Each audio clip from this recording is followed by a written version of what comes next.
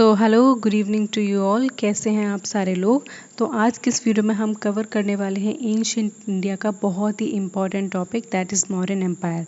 तो इसमें हम मौर्यन एम्पायर का उदय देखेंगे, किस तरीके से इसमें रूलर्स आए जिन्होंने एक बहुत बड़ा इस्टेब्लिश किया एम्पायर आफ्टर महाजनपद। ओके, इसमें हम चंद्रगुप्त मौर्य के बारे में पढ़ेंगे, देन हम अशोका द ग्रेट के बारे में पढ़ेंगे। उन्हें अशोका द ग्रेट की उपाधि किस काम के लिए दी गई और क्यों दी, और किस तरीके से उन्होंने अपने टाइम में बुद्धिज़्म को बहुत ज़्यादा फ्लरिश किया, ये सारी चीज़ें हम देखेंगे। ठीक है, आप अपनी अगर if you are a history student और आप किसी भी एग्ज़ाम की प्रिपरेशन कर रहे हैं तो आपको मौर्यन एम्पायर से कोई ना कोई क्वेश्चन देखने को ज़रूर मिलता है। और मौर्यन एम्पायर की बहुत ज़्यादा इंपॉर्टेंस है, क्यों है, किस लिए है, क्या इंपॉर्टेंट फैक्ट्स हैं, क्या इंपॉर्टेंट थ्योरी टर्मिनोलॉजी है, वो सब इस वीडियो में डिस्कस करेंगे। देन मेक श्योर कि आप इस वीडियो के एंड तक देखें और कंप्लीट डिटेल्ड स्टडी समझें मौर्यन एम्पायर की। ठीक है, इसके बाद आपको कोई दूसरी वीडियो देखने की ज़रूरत नहीं पड़ेगी, क्योंकि इसमें से मैंने माइन्यूट जो चीज़ें हैं इंपॉर्टेंट वो सारी डाली हुई हैं। सारी चीज़ों को मैं आपको खुद समझाऊंगी। ठीक है, तो without delaying so much time let's start our video. तो सबसे पहले हम उसका बैकग्राउंड देखेंगे। Before Mauryan empire Nanda dynasty rule Magadha. देखो, मौर्यन एम्पायर के आने से पहले जिस रीजन में मौर्यन एम्पायर इस्टेब्लिश हुआ वहाँ नंद डायनेस्टी के रूलर्स रूल किया करते थे। अब ये पूरा बैकग्राउंड मैं आपको अगर एक मैप के थ्रू समझाऊँ तो आप ज़्यादा अच्छे से समझ पाएंगे। ठीक है, तो मैंने यहाँ पे एक मैप डाला हुआ है, देन मैं उसके थ्रू आपको समझाने की कोशिश करूँगी कि किस तरीके से इमर्जेंस हुआ मगध एम्पायर का, and of course the emergence of Magadha Empire and how eventually powerful rulers came out of this region. Okay, तो देखो लेटर वैदिक पीरियड की बात करें जो 1100 टू 500 BC में इस्टेब्लिश था, ये टाइम पीरियड है हमारा लेट वैदिक पीरियड का। तो इस पूरे नॉर्थ इंडिया वाले रीजन में बहुत अलग अलग डिफरेंट रीजन में, दूर दूर के रीजन में कई सारे बड़े बड़े जनपद इस्टेब्लिश हो गए थे। अब जनपद क्या होते हैं, देखो सबसे पहले सबसे स्मॉल यूनिट क्या होती है पॉपुलेशन की, विलेज होती है या कम्युनिटी होती है। कम्युनिटी जब ग्रो कर जाती है, वहाँ पे जब लोग बढ़ जाते हैं, वहाँ की पॉपुलेशन बढ़ जाती है, देन कम्युनिटी क्या होती है, एक पूरे क्लेन बन जाती है। इसी तरीके से जब 2-3 क्लेन मिलकर किसी एक पर्टिकुलर सेटल्ड जगह पर रहते हैं तो वो विलेज बन जाता है। और समय के साथ साथ क्या हो जाता है, ये विलेजेस बहुत बड़ी बड़ी टाउन्स में, then later towns eventually converted to cities.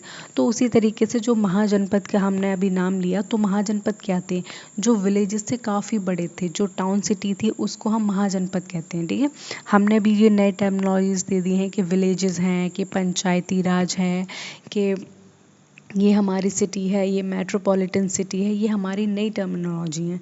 लेकिन एंशिएंट टाइम में बहुत बहुत साल पुराने पहले क्या होता था, लोग इस तरीके के नाम देते थे, जन, गढ़, महाजनपद, सम्मत। ठीक है, इन सारी चीज़ों के कोई ना कोई मतलब होते थे, कोई ना कोई मीन होता था।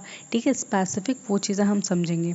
तो लेटर वैदिक पीरियड का मैंने यहाँ पे मैप डाला हुआ है, जिससे मैंने आपको बताने की कोशिश कर रही हूँ कि किस तरीके से इस पीरियड में बहुत ही पावरफुल बहुत सारे जनपद हुए। उनके नाम देखो यहाँ पे मैं मैप में ड्रॉ करूँ, आप प्लीज़ बी फोकस्ड होकर यहाँ देखनी।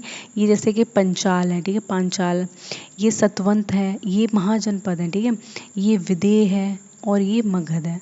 अब आप मगध पे थोड़ा सा फोकस रखना। ठीक है, ये जो मगध एम्पायर है ये बाद में जाके बहुत बहुत बहुत पावरफुल हो जाता है, जिसमें अशोका और चंद्रगुप्त मौर्य की हम बात करेंगे।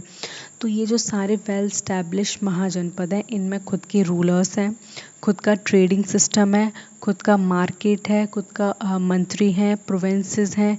ठीक है, तो ये सारी चीज़ें क्या है, रेगुलेटेड हैं। जिस तरीके से आज हम स्टेट्स देखते हैं इंडिया में, 28 स्टेट्स हैं, हर स्टेट के पास अपने खुद का सीएम है। ठीक है, सीएम क्या देखते हैं, उनके स्टेट में ट्रेड अच्छे से हो रहा है, लोगों को दिक्कत तो नहीं है, इकनॉमी काम कर रही है, कोई अगर वाटर स्कार्सिटी है तो उसको एड्रेस करना है, लोगों से कंटिन्यू मिलना है, कॉन्फ्रेंसेस करनी है, उनसे जानना है कि क्या वो देश में ना कोई दिक्कतों का सामना कर रहे हैं। अगर नहीं कर रहे हैं then it will call be a successful king, और अगर कर रहे हैं तो राजा हमेशा उनको एड्रेस करने की कोशिश करते थे। तो इसी तरीके से हम पांचाल, सतवंत और ये मगध, विदेह, ये सारे बहुत बड़े महाजनपद हैं जिनकी हम बात करते हैं, जो 1100 BC से 500 BC में फ्लरिश हुए। ठीक है, इंडस वैली सिविलाइजेशन के बाद आप वैदिक पीरियड को पढ़ते हो, देन लेटर वैदिक पीरियड में ये महाजनपद इस्टेब्लिश हो जाते हैं। ठीक है, महाजनपद इसलिए कहते हैं क्योंकि इनमें बहुत बड़ी पॉपुलेशन है, इसमें राजा है, उनकी स्टैंडिंग आर्मी है, और राजा भी एक महाजनपद से दूसरे महाजनपद में क्या कर रहे हैं, ट्रेड कर रहे हैं, उनका आना जाना है। जब राजा कोई धार्मिक क्रियाएं करते हैं तो वहाँ दूसरे जनपद के, दूसरे महाजनपद के लोगों को अपने यहाँ आमंत्रित करते हैं। ये चीज़ें समझ में आ गई। तो जो मगध है, जो बिहार में प्रेजेंट डे बिहार का रीजन ये कैप्चर करता है, तो ये जो मगध है ये बहुत बड़ा आगे चल के पावरफुल किंगडम बन जाता है कि पूरे रीजन को, आपको यहाँ पे 16 महाजनपद दिखेंगे, बाकी छोटे मोटे जनपद हैं, लेकिन जो बहुत ज़्यादा इम्पोर्टेंट है, बहुत बड़े बड़े हैं, वो 16 महाजनपद है, जिनके ये सारे नाम लिखे हैं, कुरु लिखा है, ठीक है। और यहाँ पे ये मारू हैं, ये सारी जगह क्या है, ये 16 महाजनपद हैं। लेकिन मगध लेटर पीरियड में इतना पावरफुल हो जाता है कि इन सारे जनपद को कैप्चर कर लेता है, ठीक है। कैप्चर करने वाला कौन है, किस नीति से कैप्चर करता है, क्या ज़रूरत पड़ जाती है कैप्चर करने की, तो वो सारी चीज़ें हम समझेंगे। सबसे पहले यहाँ पे हम थोड़ा सा बैकग्राउंड समझेंगे। बिफोर मौर्य नंद डायनेस्टी रूल्ड मगध। देखो, जो मैंने आपको यहाँ पे दिखाया था मगध रीजन को, यहाँ पे मौर्यंस ने अपनी सीट ऑफ अथॉरिटी लगाई थी, मतलब कि यहाँ से ही उन्होंने पूरे भारत को रूल किया था। यहाँ पे उनकी गद्दी थी, गद्दी पे राजा बैठता था, उनका राज्याभिषेक होता था, देन वो पूरे राज्य को, पूरे देश को यहीं से संचालित करते थे। किसके थ्रू? अपने मंत्री के थ्रू, अपने गुप्तचर के थ्रू, अपने गवर्नर्स के थ्रू, ठीक है। तो जो अगर हम लेटर वैदिक पीरियड में बात करें तो यहाँ पर नंद डायनेस्टी के रूलर्स रूल किया करते थे। डायनेस्टी क्या होती है? जब एक ही फैमिली के पहले बाप, फिर बेटा, फिर उसका बेटा जब रूल करते हैं हेरिडिटरी पोजीशन में, तो उसको हम डायनेस्टी बोल देते हैं, ठीक है। तो नंद वंश के जो राजा थे, जिनका नाम धनानंद था, वो आखिरी रूलर रहे हैं मगध के, ठीक है। उन्होंने जब रूल किया था तो पहले के जो राजा थे वो मोस्टली क्या किया करते थे, बहुत बड़ी सभा और समिति को आयोजित किया करते थे, जिससे क्या होता था कि उनके देश प्रदेश में जितने भी विद्वान हैं, जितने स्कॉलर्स हैं, चाहे वो विमेन हुए या मैन हुए, उन सबको अपने दरबार में बुलाते थे, फिर उनसे डिबेट एंड डिस्कशन किया करते थे। मतलब पहले तो एंटरटेनमेंट के लिए उनके पास चेस नहीं था, सांप सीढ़ी नहीं थी, क्या करेंगे, तो ये सारे काम किया करते थे। किसी किसी के जो राजा होते थे, पुरोहित होते थे, उन्हें धर्म का ज्ञान होता था, उन्हें विद्या का ज्ञान होता था, उन्हें युद्ध का ज्ञान होता था, तो दूसरे देश के या फिर दूसरे कहीं महाजनपद के जो पुरोहित या राजा होते थे वो उनके नगर में आया करते थे। फिर वहाँ के जो लोकल्स होते थे या राजा होते थे या राजा के मंत्री और उनके साथ उनके पुरोहित हो गए या गुरु हो गए, उन सबको ललकारते थे और उनसे कहते थे कि मेरे प्रश्नों का उत्तर दो या फिर मुझसे हार मानो। तो इस तरीके की चीज़ें आपने बहुत इतिहास में देखी होंगी, किसी न किसी सीरियल में देखी होंगी। तो ये सारी चीज़ें क्या थी, कॉमन चीज़ें थी, ठीक है। बड़े बड़े दरबार लगते थे, दरबार में दूर दूर देश के लोग आते थे। आपने कोई ना कोई सीरियल में, कोई ना कहीं इस तरीके की चीज़ों को, सीन को देखा होगा। तो यहाँ पे यो मगध की हम जो बात कर रहे हैं, तो मगध में जो लास्ट डायनेस्टी थी, नंद डायनेस्टी, उनके एक लास्ट रूलर रहे जिनका नाम था घनानंद, ठीक है। तो क्या होता है कि कहते हैं कि घनानंद के अंदर थोड़ा एरोगेंस था, वो थोड़े से घमंडी टाइप के थे, मतलब उनके अंदर इतना घमंड था कि उनसे ज़्यादा कोई जानता नहीं है, वो राजा हैं और हमेशा राजा बने रहेंगे, इस तरीके का थोड़ा सा उनके अंदर घमंड आ गया था। तो क्या होता है कि एक दिन वो एक बहुत बड़ी सभा का आयोजन करते हैं और नगर में ढिंढोरा पिटवाते हैं कि जितने भी ऋषि हैं, जितने भी ऋषि मुनि साधु संत हैं, वो सब हमारे दरबार में आए और आके सभा को ग्रहण करें और सभा में पार्टिसिपेट करें, जिससे क्या होगा कि वो डिबेट करवाएंगे अपने सामने, देखेंगे लोग किस तरीके से अपने विचार व्यक्त कर रहे हैं। वो ये भी देखना चाहते हैं कि उनके नगर में किस किस प्रकार के साधु संत रह रहे हैं। तो ये चीज़ें पहले बहुत कॉमन थी। राजा ने अपने दरबार में किसी को भी बुलाया, उससे सवाल किया, खुद उससे बहुत ज़्यादा इन्फ्लुएंस हो गए, उसकी बात मान ली, उसको अपने राजमहल में रख लिया। तो ये सारे इंसिडेंट हमें इतिहास में अक्सर देखने को मिलते हैं। तो ऐसी ही एक सभा का आयोजन धनानंद करते हैं। तो उसमें देश विदेश उनके लिए क्या है, ये कुरु, पांचाल, सतवंत, ये सब देश विदेश है उनके लिए, ठीक है। एक लैंड के बाहर उनकी खुद की राजधानी है, उनकी खुद की टेरिटरी है।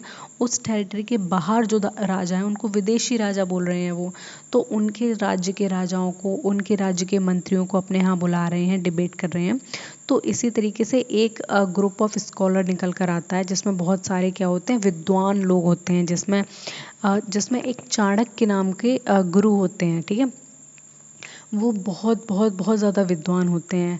और जैसे ब्राह्मण पहले के रहते थे, इस तन पर एक कपड़ा लपेट लेते थे और पीछे एक चोटी रहती थी उनके, बाकी सर पे बाल नहीं होते थे। इस तरीके की चीज़ें हमें इतिहास में देखने को मिलती हैं, ठीक है। चाणक्य का फोटो दिखाऊंगी, मैंने आगे डाला हुआ है। तो क्या होता है, जब घनानंद जब ये डिबेट शुरू करने वाले होते हैं तो वो देखते हैं एक नज़र उठाकर कि इस डिबेट में कौन कौन आया है। तो जब वो सबको देख रहे होते हैं तो उनकी नज़र चाणक्य पर पड़ती है। तो कहते हैं कि चाणक्य का जो थोड़ा अपीयरेंस था वो अगली था, मतलब उनका फेस लंबा था, फेस पे थोड़े पिंपल्स थे, एक चोटी थी। तो घनानंद इतने हंस जाते हैं उन्हें देख के कि भरे दरबार में उनकी खिल्ली उड़ाते हैं, उनका मजाक बनाते हैं। और जब आपको पता है जब राजा हंसता है तो राजा के पीछे पीछे जितने भी उनके मंत्री वंत्री होते हैं वो सब उन पे हंसने लगते हैं। तो इस तरीके से एक जॉली टाइप का माहौल क्रिएट हो जाता है उनके पूरे दरबार में। लेकिन जोक किस पे मारा गया है, चंद्रगुप्त मौर्य पे। उनने मजाक बनाया कि आप दिखते कैसे हो, आप हमारे यहाँ पे आकर बहस करेंगे, हमारे पुरोहित से बहस करेंगे, हमारे यहाँ इतने विद्वान हुए, आपको तो देख के ही लगता है आपको कुछ नहीं आता होगा। इस तरीके की वो अपनी भड़ास निकाल देते हैं किस पे, चाणक्य पे। भड़ास नहीं कह सकते, घमंडी राजा है, घमंड में आके कुछ भी बोल रहा है, ठीक है। तो फिर क्या होता है, लेकिन चाणक्य बहुत ही धैर्य रहते हैं, लेकिन वो बहुत गुस्सैल थे। चाणक्य के अंदर गुस्सा बहुत जल्दी आ जाता था उन्हें। जैसे होते हैं ना आदर्शवादी लोग होते हैं कुछ, जिन्हें थोड़ा सा भी ऊंच नीच हो गई किसी चीज़ में तो उन्हें बहुत जल्दी गुस्सा आ जाता है, वो उस चीज़ को मानने के लिए तैयार ही नहीं होते हैं। तो इस तरीके से वहाँ भरे दरबार में चाणक्य धनानंद को ललकारते हैं कि जिस गद्दी का तू घमंड कर रहा है, जिस गद्दी के लिए तूने आज मुझे इतना जलील किया इस पूरे दरबार में, एक दिन तुझसे तेरी ये गद्दी में छीन के रहूँगा। और इस तरीके की बात करते हुए और गुस्से में वो अपने वहाँ से निकल आते हैं, ठीक है।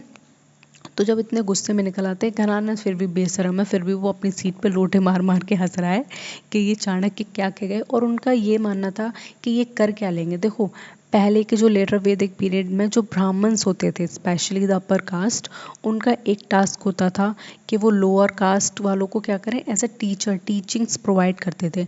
तो उनके पास ना कोई आर्मी होती थी, ना प्रॉपर घर होते थे उनके पास। घर इसलिए नहीं होते थे क्योंकि वो दूर दराज कुटिया में या फिर कहीं आश्रम बना के पढ़ते थे।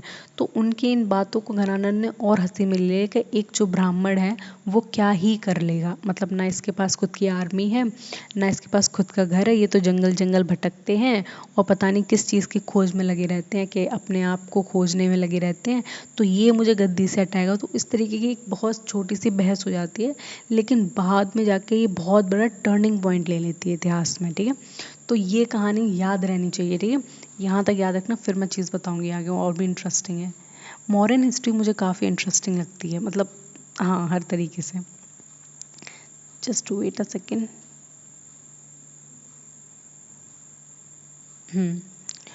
तो यहाँ पे पहले हम बैकग्राउंड देखेंगे। Before Mauryan Nanda dynasty ruled Magadha. तो देखो मौर्यन से पहले क्या था, जो मौर्यंस आए उन्होंने अपना एम्पायर बनाया, उससे पहले नंद डायनेस्टी के रूलर्स रूल किया करते थे, ठीक है, मगध पे। अब मगध का रीजन आप भूल मत जाना, अपने दिमाग में रखना, जो बिहार का रीजन है, फर्टाइल एरिया है, वही क्या है, वो एंशिएंट टाइम में मगध कहलाता था, ठीक है। कोई चीज़ भी ऐसे आप मिस आउट नहीं करेंगे आपके दिमाग से कि आपको पूरा फिर कॉन्सेप्ट ही समझ में नहीं आए, ठीक है। Alexander invasion 326 BCE weakened north west India creating space for a powerful indigenous empire. तो क्या होता है, अलेक्जेंडर का इन्वेजन होता है, अलेक्जेंडर आक्रमण करते हैं 326 BC में और नॉर्थ वेस्ट इंडिया को थोड़ा वीक कर देते हैं, ठीक है। क्योंकि पहले के जो राजा थे बहुत ज़्यादा महाजनपद के, वो एक्सटर्नल सिक्योरिटी पे बहुत ध्यान नहीं देते थे। उनका कुछ लेना देना नहीं था कि हमें एक्सटर्नल सिक्योरिटी के बारे में सोचना चाहिए, उससे रिलेटेड हमें कुछ काम करने चाहिए, या फिर कभी बाहर के रूलर्स हमें आके मार सकते हैं। देखो एंशंट इंडिया की और मिडल इंडिया की अगर मैं बात करूँ आपको इतिहास बताऊँ, उसमें ऐसी कहानियाँ हैं कि राजा हमेशा आपस में ही लड़ते रहते हैं, आपस में ही बातें बातें करते रहते हैं, और उनमें यूनिटी नहीं थी किसी भी चीज़ की। मान लो अगर किसी ने बाहर से अफ़गानिस्तान से आके, पर्शिया से आके उन पे आक्रमण कर दिया है, तो ऐसा आपको बहुत कम इंस्टेंसेस देखने को मिलते हैं जहाँ पे भारत के सारे राजा एकजुट होकर उस आक्रमणकारी विरोधी का विरोध करें। ऐसी आपको चीज़ बहुत बहुत बहुत कम देखने को मिलती है इतिहास में। And creating a space for a powerful indigenous empire. Chandragupta Maurya, with the help of Chanakya, overthrew Dhanananda last Nand ruler. तो देखो यहाँ से इंटरेस्टिंग है। तो जो चंद्रगुप्त मौर्य थे उन्होंने क्या किया, जो लास्ट धनानंद रूलर थे किस डायनेस्टी के, नंद डायनेस्टी के, उनको उनके सीट से हटा दिया। अब आपके मन में ख्याल आ रहा होगा कि आपने चाणक्य की स्टोरी तो सुन ली, ये चंद्रगुप्त मौर्य का उदय कैसे हुआ और ये हुए कैसे। तो देखो जब चाणक्य उनके दरबार में गुस्से से निकल कर गए कि आज के बाद तुम्हारा घमंड हम तोड़ के रख देंगे, तुम्हें बता देंगे कि हम कौन हैं, जिस सीट का तुम घमंड करते हो वो सीट नहीं रहेगी तुम्हारे पास, जब इस तरीके की बात करते हैं तो फिर चाणक्य इतने होशियार थे कि उन्हें हर चीज़ का ज्ञान था। मतलब उन्हें ये ज्ञान था कि युद्ध कैसे जीता जाए, बिना हथियार के अपने दुश्मन को कैसे हराया जाए। तो इन सारी चीज़ों में बहुत बहुत बहुत परम ज्ञान था उन्हें। अगर आज हम फॉरेन पॉलिसी की बात करें प्रेजेंट डे इंडिया की, तो हमने बहुत सारी कोर वैल्यूज़ अर्थशास्त्र से उठाई है। जो बुक किसकी है, चाणक्य की है। वो बताते हैं कि देश के बीच में संधि कैसी होनी चाहिए, पहले तो देश को प्यार से मनाओ, प्यार से ना माने तो उसमें क्या करो, उसे थोड़ा ललकारो। तो इस तरीके की बहुत सारी अच्छी अच्छी बातें कौन बताते हैं, चाणक्य बताते हैं। एक रियलिज्म की फ़िलॉसफी आपने पढ़ी होगी जहाँ पे हम क्या करते हैं, यथार्थवाद की बात करते हैं इतिहास में। यहाँ पे हम चीज़ों को अपने समक्ष देखकर सच मानते हैं। ऐसा नहीं है कि आप ख्याली पुलाव में डूबे हुए हैं, कह रहे हैं कि सब अच्छा होगा सब अच्छा होगा, और सामने आपके युद्ध चल रहा है, ठीक है। सब अच्छा होगा सब अच्छा होगा एक आइडियलिज्म की फ़िलॉसफी होती है, और जो सामने युद्ध चल रहा है उससे निपटना है, ये रियलिज्म की फ़िलॉसफी होती है कि हाँ ये चीज़ हो रही है। आइडियलिज्म दार्शनिक बातें करता है, अच्छी अच्छी बातें करता है, ठीक है। तो देखो जो चाणक्य हैं वो फिर जाते हैं, तो जो चंद्रगुप्त मौर्य हैं वो नंद वंश के जो घनानंद हैं उनकी आर्मी के कमांडर इन चीफ हैं। आप रिलेट करो कहानी को, ठीक है।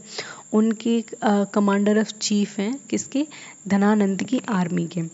तो वो जाते हैं चाणक्य उनके पास, फिर उनकी तारीफ़ करते हैं, आप बहुत शूरवीर हो, आपके अंदर बहुत ज़्यादा पोटेंशियल है, आप कुछ भी कर सकते हो, आप इसके कमांडर इन चीफ ही क्यों बने हो, आप राजा बन सकते हो, आपकी हर जगह आपकी वो तारीफ़ होगी, वाहवाही होगी, मैं आपकी मदद करूँगा राजा बनने में, आप मगध को और एक्सपेंड करो, क्या आप नहीं चाहते कि आप भी राजा बने। तो इस तरीके की जो कहते हैं ना ख्याली पुलाव होते हैं, जो अच्छी अच्छी प्यारी प्यारी बातें होती हैं, वो सारी चाणक्य किससे करते हैं, चंद्रगुप्त मौर्य से। और चंद्रगुप्त मौर्य जो होते हैं वो मोटिवेशन से बहुत ज़्यादा फुलफिल हो जाते हैं।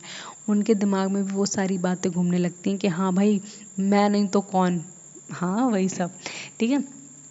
तो इस तरीके से क्या करते हैं, चंद्रगुप्त मौर्य पूरी आर्मी को कंसोलिडेट करते हैं, देन एक मैसिव अटैक करते हैं धनानंद के ऊपर, ठीक है, जिसमें वो धनानंद को पराजित कर देते हैं, ठीक है। फिर जब धनानंद को पराजित हो जाता है तो चाणक्य के हंसने की बारी आती है। फिर चाणक्य उस पर हंसता है कि देख जो मैंने कहा था वो मैंने करके दिखा दिया।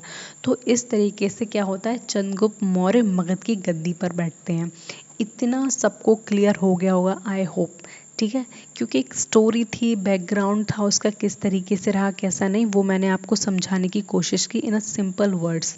एक कहानी को बताया, कहाँ से स्टार्ट हुआ, कहाँ पे ख़त्म हुआ, और अचानक से मौर्यंस आए कहाँ से।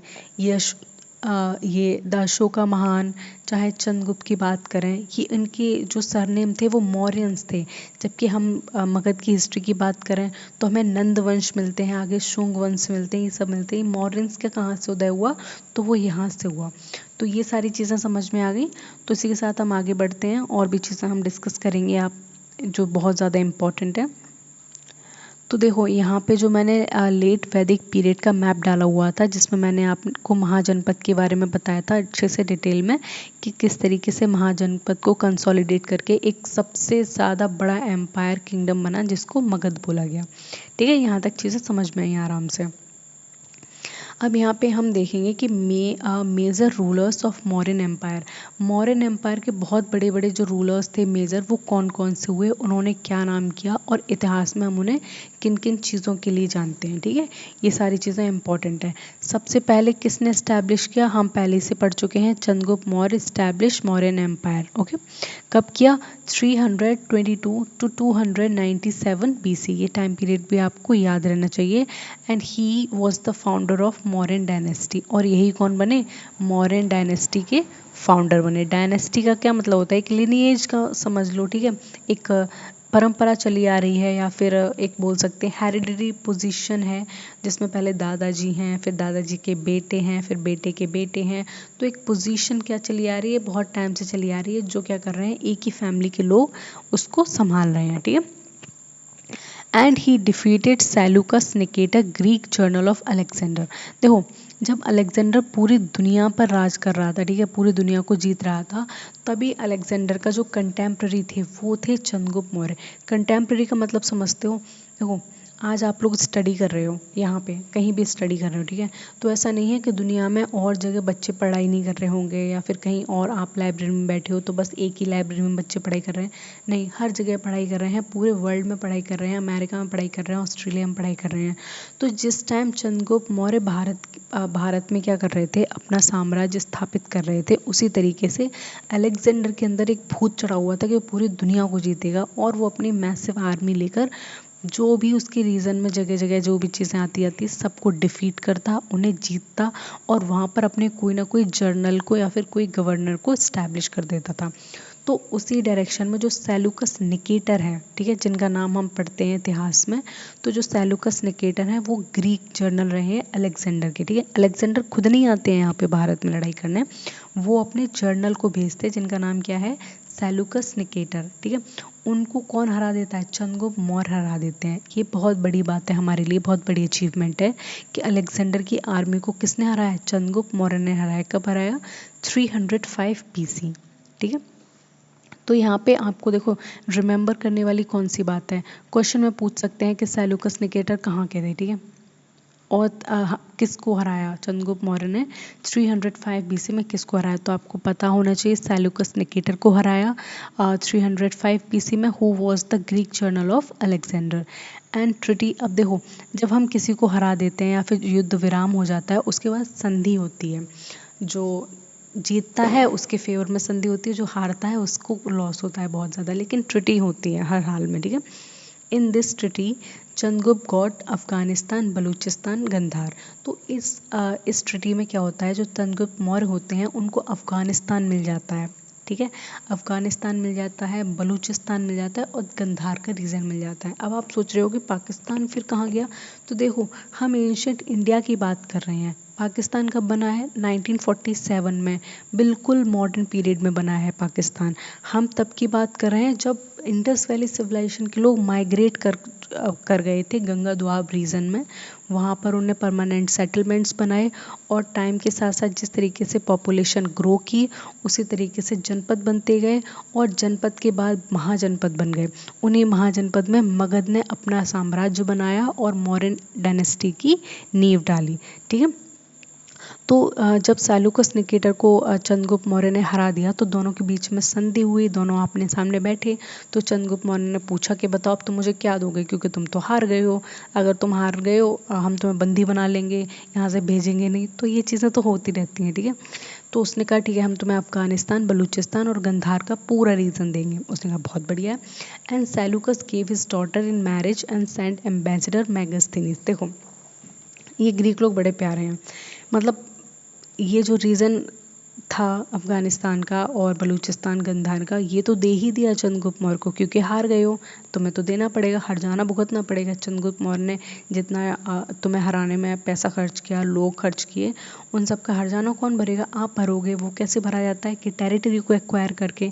ठीक है, तो सेल्यूकस ने कहा कि अच्छा ठीक है, ये ले लो, इसके साथ साथ एक काम करो कि आप ना मेरी डॉटर से मैरिज कर लो। ठीक है, आप मेरी डॉटर से शादी कर लो। और फिर क्या होता है, इसी के बाद चंद्रगुप्त मौर्य शादी कर लेते हैं इनकी बेटी से, सेल्यूकस की बेटी से। और फिर उसके बाद एक रिलेशन इस्टेब्लिश हो जाता है। सेल्यूकस बहुत ज़्यादा प्रभावित होते हैं, भले हार जाते हैं चंद्रगुप्त मौर्य से, लेकिन चंद्रगुप्त मौर्य का बिहेवियर से और उन जिस तरीके से उन्होंने ट्रीट किया उन्हें हारने के बाद, तो उससे काफ़ी प्रसन्न हो जाते हैं और वो इसी खुशी में अपनी बेटी की शादी करा देते हैं, क्योंकि वो एक कांस्टेंट रिलेशन रखना चाहते हैं चंद्रगुप्त मौर्य से। और आगे चल के वो अपना एक एम्बेसडर भेजते हैं जिनका नाम मेगास्थनीज होता है। ठीक है, ये मेगास्थनीज, सेल्यूकस निकेटर, ये सारे लोग आपको पता होने चाहिए, क्योंकि इनके काम बहुत ज़्यादा आगे चल के हमें मॉडर्न की हिस्ट्री के बारे में बताते हैं। ठीक है, एक सेकेंड। और मेगास्थनीज ने बहुत इम्पॉर्टेंट बुक लिखी है, इंडिका। ठीक है, तो इनकी इंडिका जो बुक है उससे हमें काफ़ी कुछ पता लगता है मौर्यन एम्पायर के बारे में। देखो, ये एम्बेसडर थे जो मेगास्थनीज, वो चंद्रगुप्त मौर्य के दरबार में ही रुक गए थे। और जब ये कोई बुक लिख रहे हैं तो आप इनसे क्या एक्सपेक्ट कर रहे हैं, उस बुक में क्या होगा? ऑफकोर्स सीधी सी बात है, जो वो देखेंगे वही लिखेंगे। ठीक है, पहले के लोगों में मतलब ये चीज़ तो है कि अगर टेक्नोलॉजी ना हो और हमारे हाथ में किताब हो, तो दुनिया का क्या मतलब, हर कोई इतना पढ़ा लिखा हो जाएगा, हर कोई स्पिरिचुअल बन जाएगा, हर कोई फिलोसोफर बन जाएगा, इतना ज्ञान होगा। हमारे पास अभी बहुत ऑप्शंस रहते हैं, ये कर लो, वो कर लो, एंजॉय कर लो, एंटरटेन कर लो। देन हम ना इन चीज़ों पर बहुत ज़्यादा फोकस नहीं करते हैं कि हम क्या देख रहे हैं डेली लाइफ में, क्या सोच रहे हैं, हमारे सामने क्या क्या चीज़ें आ रही हैं। तो हम बहुत ज़्यादा डीप थिंकिंग करना ना हम लोगों ने बंद कर दिया है। तो जो मेगास्थनीज हैं, तो उन्हें भेजा है भाई उनके मालिक ने, किसने? सेल्यूकस ने बोल भेजा है कि तुम जाओ और जाके चंद्रगुप्त मौर्य के दरबार में रहोगे। तो ये जो रहते हैं चंद्रगुप्त मौर्य के दरबार में मेगास्थनीज, तो अपनी किताब लिखते हैं इंडिका। उसमें वो लिखते हैं कि किस तरीके से दरबार लगता है, राजा न्याय कैसे करते हैं, राजा टैक्स कितना वसूलते हैं अपनी जनता से, और राजा का जो जनपद है, राजा जिस जगह पे रहते हैं वहाँ कौन कौन सी इमारतें बनी हुई हैं, और जो गुड्स और सर्विसेज हैं वो कैसे हो रहे हैं राज्य में। तो ये सारी बात किस में लिखी? इंडिका में। जब हम इंडिका की स्टडी करते हैं तो हमें पता लगता है कि चंद्रगुप्त मौर्य का दरबार कैसा था, चंद्रगुप्त मौर्य की हैबिट्स कैसी थी, चंद्रगुप्त मौर्य ने किस तरीके से रूल किया, ये सारी चीज़ें हमें पता लगती हैं। And he also established strong centralise rule from Pataliputra. देखो, तो जो चंद्रगुप्त मौर्य थे उनकी क्या थी? पाटलिपुत्र कैपिटल थी। अब कैपिटल कहाँ होगी? ऑब्वियस सी बात है, मगध में, जहाँ पे उन्होंने पूरा शासन किया है, जहाँ पे उनकी सीट है, जहाँ घर है, जहाँ उनकी इंपॉर्टेंट बिल्डिंग बनी है, वही क्या हो जाएगी? उनकी पाटिल कैपिटल डिक्लेयर हो जाएगी। तो पाटलिपुत्र प्रेजेंट डे पटना को कहते हैं, वही क्या है? मगध की उस टाइम कैपिटल रही है। ये चीज़ आप याद रखें। Abdicated throne in later life, became a Jain monk and died at Shravanbelgola, Karnataka by संलेखना। देखो, ये चीज़ बहुत ज़्यादा इंपॉर्टेंट है इनकी जो लाइफ में होती है। कहते हैं कई सारे बुक से, सोर्सेज से हमें पता लगता है कि जो चंद्रगुप्त मौर्य थे उनके लेटर टाइम में, मतलब कि जब उनका अंत होने वाला था उससे काफ़ी साल पहले, तो एक बहुत बड़ा अकाल पड़ा था उनके राज्य में, इतना बड़ा कि बहुत सारे जानवर मर गए प्यास से, बहुत सारे लोग भूख से मर गए, खाने को कुछ था नहीं। ठीक है, लेकिन इस पीरियड में मैंने आपको बताया कि जैनिज़्म और बुद्धिज़्म बहुत ज़्यादा ग्रो कर रहा था। ठीक है, मतलब आप देख रहे हो कि हाँ, पॉलिटिकल स्ट्रक्चर चेंज हो रहा है, एक राजा दूसरे राजा को मार के खुद गद्दी पे बैठ जा रहा है, लेकिन सोशल चेंजेस भी तो साथ साथ हो रहे हैं। सोशल चेंजेस क्या हो रहे हैं? ब्राह्मणिकल ऑर्डर चल रहा है सोसाइटी में। ठीक है, और ब्राह्मणिकल ऑर्डर से जो लोग परेशान हैं वो बुद्धिज़्म की तरफ भाग रहे हैं, जैनिज़्म की तरफ भाग रहे हैं। तो ये सब चीज़ें क्या है, ये सब राजा को भी बहुत ज़्यादा इन्फ्लुएंस करती थी कि उनके राज्य में अच्छा गौतम बुद्ध जी आए हैं, तो उनकी टीचिंग्स को वो सुनते थे, उनकी बातों को मानते थे। तो जो चंद्रगुप्त मौर्य थे उन पर थोड़ा जैन धर्म का इन्फ्लुएंस था। ठीक है, तो वो जैन धर्म को मानते थे। तो कहते हैं कि जैन मॉन्क ने उन्हें एक सलाह दी कि वो श्रवणबेलगोला जो है जगह कर्नाटका में है, ये गुफाएं बनी हुई हैं, ये नेचुरल केव्स बने हुए हैं। कहते हैं कि तुम यहाँ पर जाके मेडिटेशन करो, देन उससे क्या होगा कि गॉड में भी अ फॉर्म ऑफ गॉड वो प्रसन्न हो जाएंगे और तुम सारी चीज़ों से मुक्ति पालोगे। तो जो चंद्रगुप्त मौर्य होते हैं वो इनकी बात मान लेते हैं। अपने आप को, जो उन्होंने अपने आप को राजा बताया था, वो गद्दी छोड़ देते हैं कि मुझे अब कोई राजपाट नहीं संभालना, मुझे कोई राज्य में ये टैक्स नहीं लगाना, कोई कुछ नहीं करना, क्योंकि जब जनता परेशान है तो एक राजा किस तरीके से खुश रह सकता है। ठीक है, तो वो ये सारी चीज़ें छोड़ के कर्नाटका चले जाते हैं, वहाँ की केव्स में जाके बैठ जाते हैं और मेडिटेशन करते हैं। संलेखना क्या है? संलेखना एक ऐसी विधि होती है जिसमें आपको बिना खाना बिना पानी के मेडिटेशन करना होता है, और मेडिटेशन तब तक करना होता है जब तक क्या हो, आपका शरीर मर ना जाए, मतलब समझ रहे हो, आपके शरीर से आत्मा ना निकल जाए। तो इसी के थ्रू क्या करते हैं, चंद्रगुप्त मौर्य अपने प्राण त्याग देते हैं। ऐसे होती है उनकी मौत। उन्होंने इतना एक्सट्रीम मेडिटेशन किया कि उनकी मौत ही हो गई वहाँ पे मेडिटेशन करते करते। लेकिन उसके पीछे का जो कॉज हमें हिस्टोरियन देते हैं वो यही है कि बहुत बड़ा एक फैमाइन आया था जिससे बहुत ज़्यादा आहत हो गए थे चंद्रगुप्त मौर्य, क्योंकि उनके नगर के लोग मर रहे थे, परेशान थे।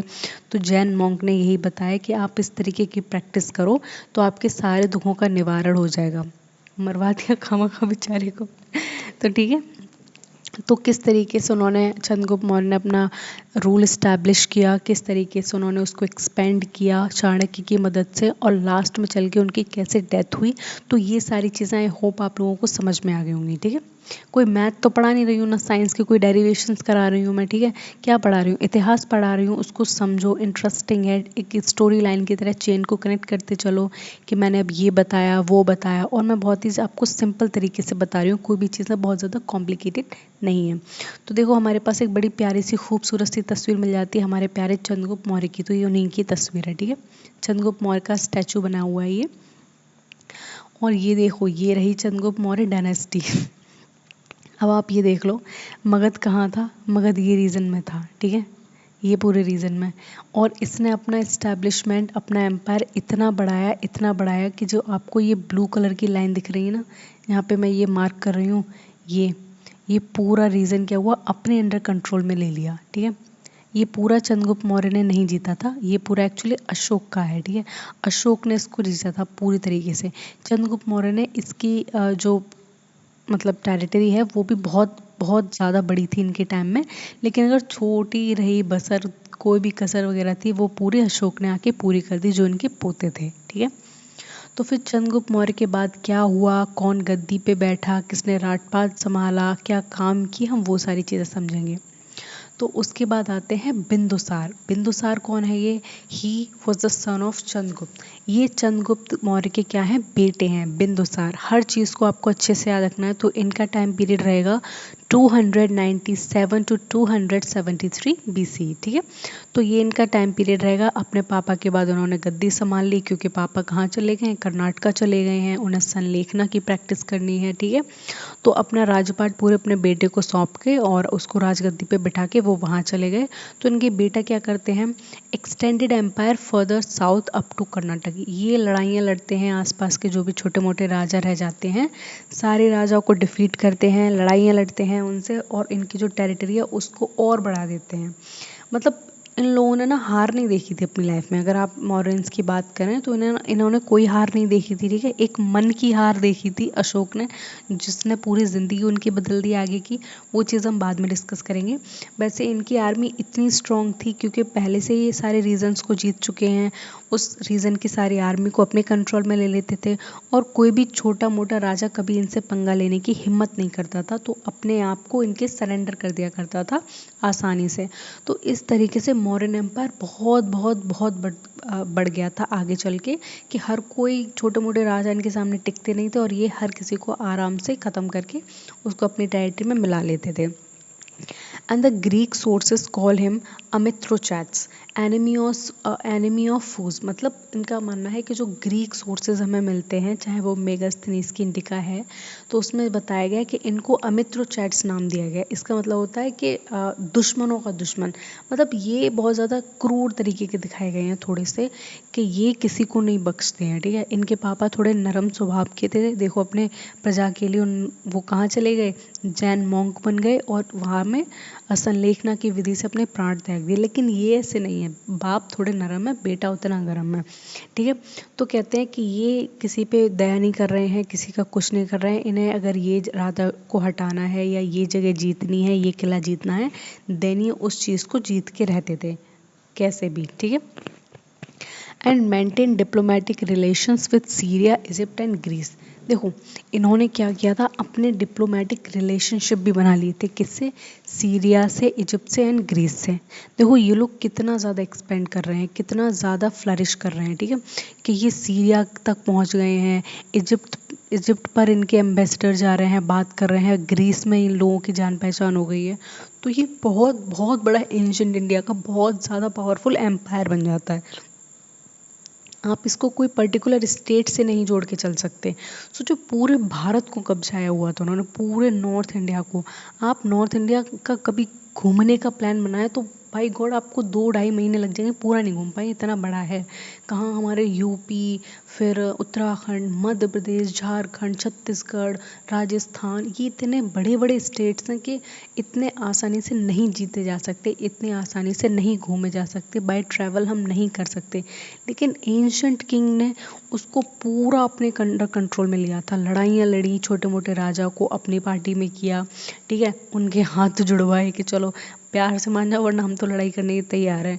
जब इतना पावरफुल कोई राजा होता है तो उससे कोई आसानी से लड़ाई करने के लिए तैयार नहीं होता है। तो इसी तरीके से जब ये अपनी टेरिटरी को आगे बढ़ाते गए तो दूसरे देशों से इनके संबंध होते गए और इसी तरीके से डिप्लोमेटिक रिलेशंस इस्टेब्लिश हुए इनके सीरिया के साथ, इजिप्ट के साथ और ग्रीस के साथ, ठीक है। ये सारी वेस्ट में आती हैं कंट्रीज़ इंडिया के। तो वो सारी कंट्रीज़ क्या हैं, इनएविटेबल हो गई। जब आप कहीं रह रहे हो, एक नई जगह रह रहे हो, तो थोड़े टाइम बाद क्या होता है, आपको पता लग जाता है आपका पड़ोसी कौन है, ठीक है। निकलते बैठते आपको दिख जाएंगे, पूछ लेंगे हाल और आप कैसे हो, आप कहाँ से हो।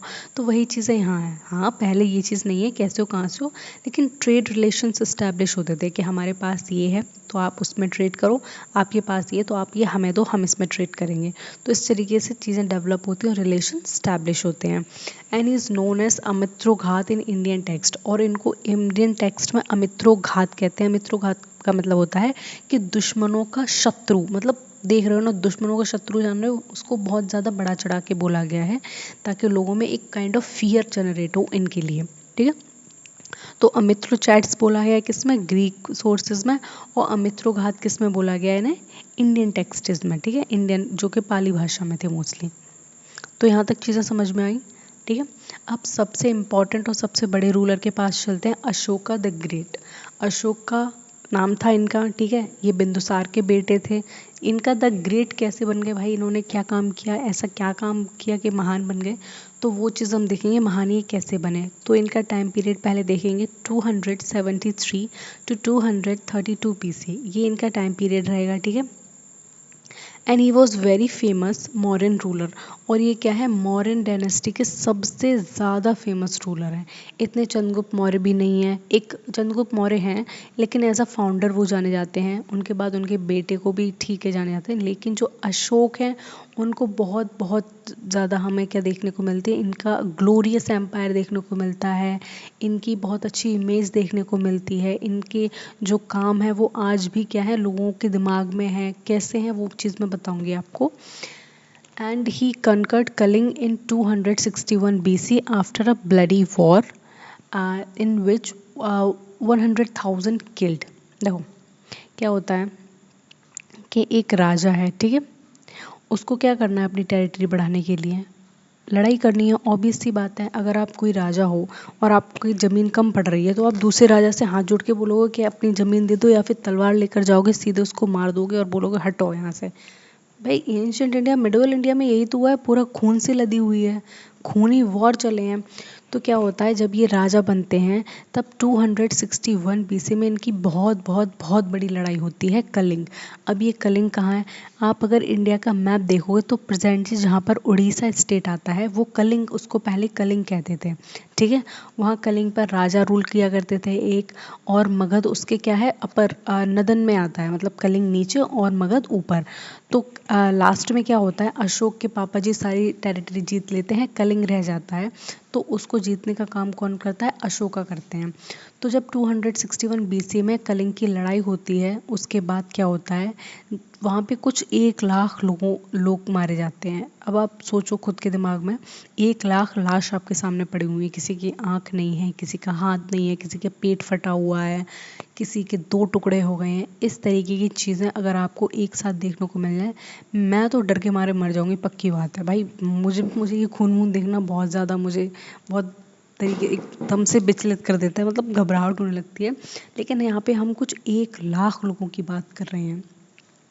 क्या होता है कि जब अशोक ने बहुत सारी अपनी लाइफ में बहुत सारी लड़ाइयाँ जीती होती हैं, बहुत सारी रीजन को अपने अंडर कंट्रोल में लिया होता है, लेकिन कलिंग वॉर बहुत ज़्यादा इम्पोर्टेंट बन जाता है, क्योंकि इस लड़ाई के बाद उन्होंने जो दृश्य देखा मैदान में, जो लाशें पड़ी हुई हैं, औरतें रो रही हैं, ठीक है, बच्चे रो रहे हैं, अनाथ हो गए हैं, और पूरी तरीके से देखो, जब युद्ध हो जाता है तो फैमिलीज़ मिल लेती हैं। ये सारे युद्ध के नियम होते हैं, आपने कभी महाभारत रामायण देखा हो तो उसमें युद्ध के नियमों को कुछ समझाते हैं, तब मैंने भी देखा था कि जब युद्ध ख़त्म हो जाता है सूरज ढलने के बाद, तो फैमिलीज जाके अपने अपने लव वन से जाके मिलते हैं।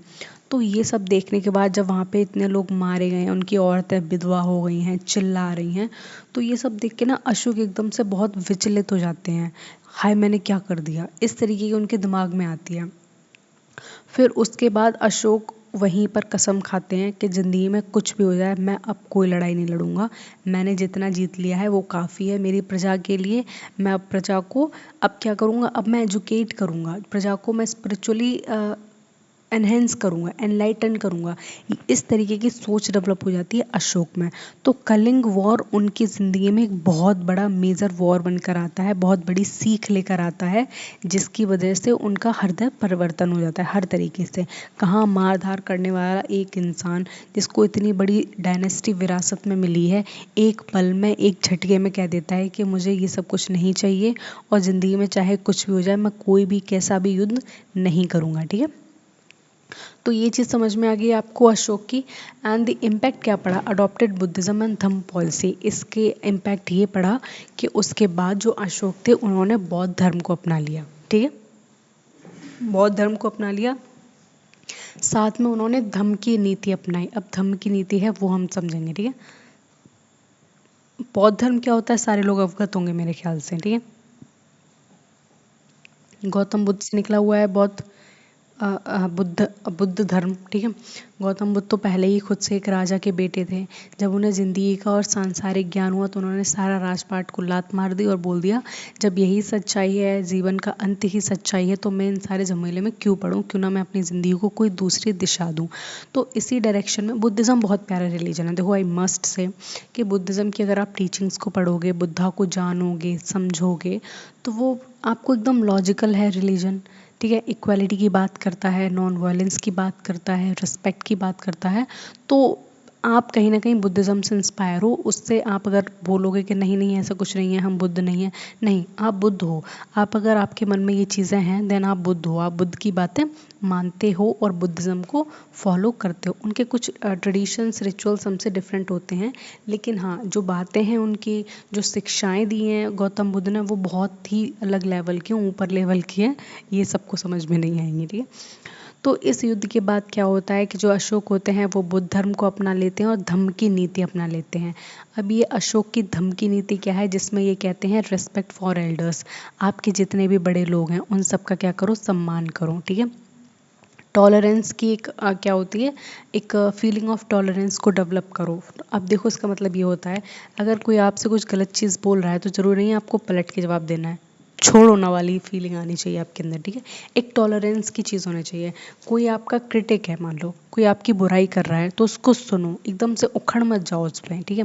एकदम से गुस्सा मत हो कि यार तूने ये क्या कर दिया मेरे बारे में, तू ऐसा है वैसा है, इस तरीके की बातें नहीं होनी चाहिए, ठीक है।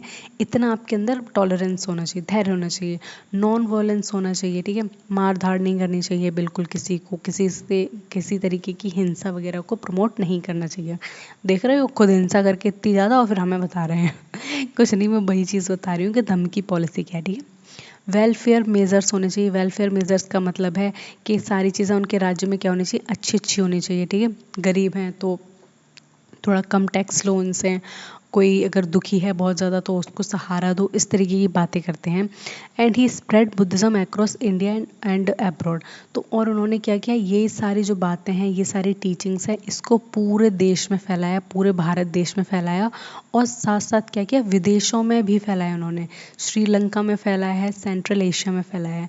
देखो, आप अगर बुद्धिज़्म की बात करोगे ना, जहाँ से बुद्धिज़्म जन्मा है, भारत से जन्मा है, ठीक है, वहाँ पर इसके फॉलोअर्स दिन पर दिन कम होते जा रहे हैं, ठीक है, और ये एकदम से ख़त्म होते जा रहा है। लेकिन ये जहाँ भी गया बुद्धिज़्म, चाहे वो आप Vietnam, Cambodia, Laos, China, Japan, इन सब कंट्रीज़ की बात कर लो, यहाँ बुद्धिज़्म इतना लोग मानते हैं, इतना इंस्पायर हैं बुद्धिज़्म से, बहुत ज़्यादा। हम नहीं मानते हैं उतना, लेकिन वो उसको इतना ज़्यादा मानते हैं। जितनी बड़ी बड़ी आप बुद्धा की मूर्ति देखोगे ना, वो हमारे देश में है ही नहीं, मुझे लगता है कहीं, वो सब विदेशों में है। और वहाँ प्रॉपर मोनास्ट्रीज, बिहार बने हुए हैं, मॉन्क बनते हैं वहाँ के बच्चे, छोटे छोटे बच्चे बुद्ध धर्म को अपनाते हैं और अपना पूरा जीवन उसी में समर्पित कर देते हैं। तो इस तरीके से बहुत भारी इन्फ्लुएंस है बुद्धा का हमारे देश के अलावा और सारे देशों में, ठीक है, और ख़ास करके श्रीलंका में, ठीक है।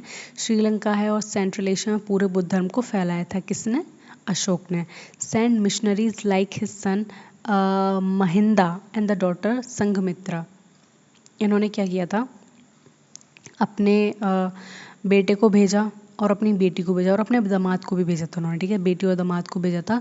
इन्होंने श्रीलंका भेजा पर्सनली कि बेटा जाओ और श्रीलंका वासियों को बताओ कि बुद्ध क्या है, बुद्ध क्या कहते हैं, बुद्ध समानता पे विश्वास रखते हैं, बुद्ध धर्मनिरपेक्ष की पॉलिसी अपनाते हैं, बुद्ध क्या करते हैं, बुद्ध कहते हैं कि किसी को हत्या मत करो, बुद्ध कहते हैं नुकसान मत पहुंचाओ।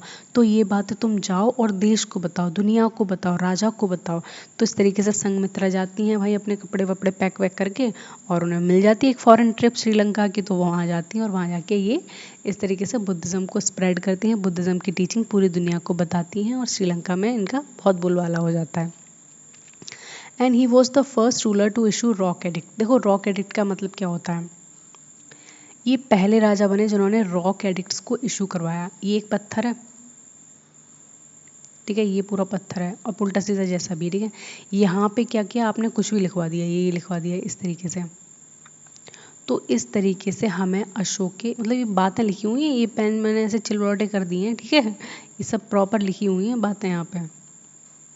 तो अशोक ने इस तरीके के रॉक एडिक्ट्स बनवाए और उनको अपने पूरे राज्य में, पूरा राज्य मतलब पूरे भारत में उन्होंने अलग अलग उनको स्थापित कर दिया। अच्छा, क्या लिखा है इनमें, इसमें लिखे हैं गौतम बुद्ध की टीचिंग्स, ठीक है, मतलब, और इन्हें साधारण भाषा में लिखा गया है, पाली भाषा में, जिससे हर कोई क्या हो, इससे अवगत हो, हर कोई पढ़ ले और हर कोई समझ ले।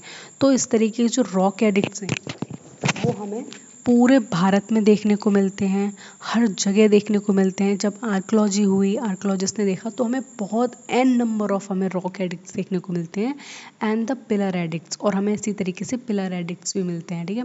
रॉक एडिक्ट्स का मतलब होता है पत्थर पे लिखाई, और पिलर एडिक्ट्स का मतलब होता है एक पिलर बना देना, ठीक है, एक प्रॉपर पिलर बना देना और वहाँ पे कार्विंग करना, इस तरीके की आपने देखी होगी बहुत ज़्यादा, ठीक है। आपने कोई ना कोई जगह ऐसी विजिट की होगी जहाँ पे पत्थरों पे या फिर बड़े बड़े खंबे वगैरह पे लिखाई होती है, ठीक है। ताजमहल वगैरह चले जाओ, वहाँ पे तो खूब लिखी है, पत्थर वत्थर पड़े हैं वहाँ पे, बड़े बड़े एकदम रेड कलर की, उस पर बड़ी सारी चीज़ें लिखी हैं, चाहे जहांगीर की ले लो, चाहे अकबर अकबर की ले लो, काफ़ी सारा इतिहास लिखा हुआ है इन्हीं पत्थरों पर।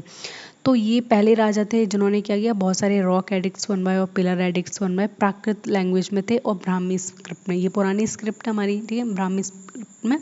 और प्राकृत लैंग्वेज क्या है कि जो साधारण लोग थे उनकी भाषा थी। इस टाइम ब्राह्मण उसकी भाषा थी संस्कृत, लेकिन ब्राह्मण्स ने अलाउ नहीं कर रखा था नीची जातों को कि तुम संस्कृत पढ़ सकते हो, ठीक है, या समझ सकते हो। तो जो प्राकृत भाषा थी वो आम लोग बोलते थे। एक मोड ऑफ कम्युनिकेशन तो होगा ना, ऐसा थोड़ी ना है कि ब्राह्मण्स ने बोल दिया कि तुम गूंगे बन के रहोगे, नहीं, आम भाषा में तो बात करेंगे।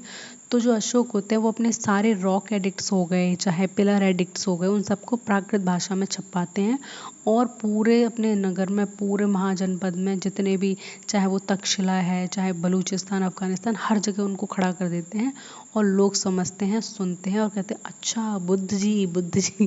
ठीक है, ये सब है। And he was called देवनाम पियदस्ती। अब देखो देवनाम पियदस्ती का मतलब क्या होता है। देवनाम पियदस्ती का मतलब होता है बिलव्ड ऑफ गॉड, मतलब भगवान का प्यारा, ठीक है, जिसको भगवान प्यार करे। तो देवनाम पियदस्ती इनके, हमारे जो टेक्स्ट लिखे गए इनके टाइम में, तो उसमें इनका जिक्र किया गया इस नाम से, ठीक है। भाई होंगे ही गॉड के प्यारे, जब उन्होंने लड़ाई वड़ाई छोड़ दी है तो गॉड भी तो पसंद करते हैं ऐसे लोगों को जो लड़ाई वगैरह नहीं करते हैं, ठीक है। अब हम आगे देखेंगे डिक्लाइन आफ्टर अशोक। अशोक के बाद डिक्लाइन कैसे हो गया इन लोगों का, मतलब कि इतना बड़ा एम्पायर, पूरा मौर्यन एम्पायर, और उसका डिक्लाइन हो गया। अशोक के बाद हमें कोई भी मेजर रूलर देखने को नहीं मिलता है, अशोक जैसी अचीवमेंट्स नहीं देखने को मिलती हमें कहीं भी, ऐसा क्यों हुआ। तो वो चीज़ समझेंगे, क्यों का हम आंसर देखेंगे। द सक्सेसर्स वीक रूलर्स, देखो अशोक के बाद जितने भी सक्सेसर्स आए, उनके सक्सेसर मतलब इनके आने वाले लोग, चाहे इनके बेटा हो गए, चाहे भतीजे भतीजे जो भी हो गए, तो जितने भी इनके आए वो बहुत ज़्यादा वीक रूलर्स थे। अब देखो आपने देखा होगा ना कि जो अमीर लोग होते हैं ना, अमीर बच्चे होते हैं ना, बिगड़ जाते हैं, ऐश में रहते हैं, उन्होंने ज़िंदगी को भी संघर्ष वगैरह देखा नहीं होता है, तो बस उसी में अपनी ज़िंदगी में रहते हैं। तो इतना बड़ा बना बनाया एम्पायर मिल गया पापा का, अशोक ने पूरी दुनिया में फैला रखा है, तो उन्हें क्यों मेहनत करनी है, तो उन्हें क्या करना है भाई, मदिरा पीनी है भाई, बैठ के एकदम डांस वांस देखना है, बैली डांस, और खाना पीना है, ऐश करनी है। तो जितने भी वीक रूलर्स हुए उनके सब सक्सेसर्स थे, ठीक है, उन्होंने कोई एडमिनिस्ट्रेशन पे ध्यान नहीं दिया, उन्होंने कोई ऐसी चीज़ नहीं कराई जिससे अशोका की जो छाप थी लोगों के अंदर या फिर लेगेसी थी वो बनी रहे, कुछ नहीं कराया उन्होंने, कुछ भी ऐसा नहीं। और उन्होंने जब, अशोक ने जब इतना बड़ा एम्पायर जीता था तो उनको प्रोविंसेस में डिवाइड कर रखा था। देखो आज के आप मॉडर्न डे स्टेट्स देख लो और उस टाइम के प्रोविंसेस देख लो, एक ही बात है। तो उन्हें छोटे छोटे नगर में डिवाइड कर रखा था, वहाँ पे गवर्नर्स बिठा रखे थे कि तुम यहाँ के गवर्नर हो, तुम वहाँ के गवर्नर हो, तुम वहाँ के गवर्नर हो। तो अशोक के मर जाने के बाद ये गवर्नर्स ने अपने आप को इंडिपेंडेंस साबित कर दिया, बोल दिया कि अगर हम किसी की अथॉरिटी नहीं है।